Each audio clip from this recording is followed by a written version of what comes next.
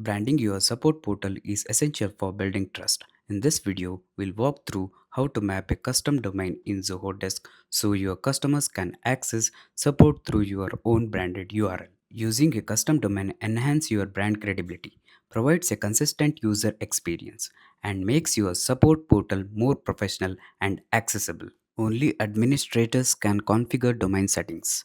Make sure you are signed in with the admin privileges before starting. Click the gear icon at the top right corner to open setup. This is where all customization and branding settings are located. Under the organization section, select rebranding. This is where you will find domain mapping and styling options. Click on domain mapping, then choose map domain to begin the setup wizard. Enter the custom domain you want to use, such as support.yourcompany.com, and click next to continue. In your domain provider's DNS settings, add a CNAME record pointing to desk.zoho.com.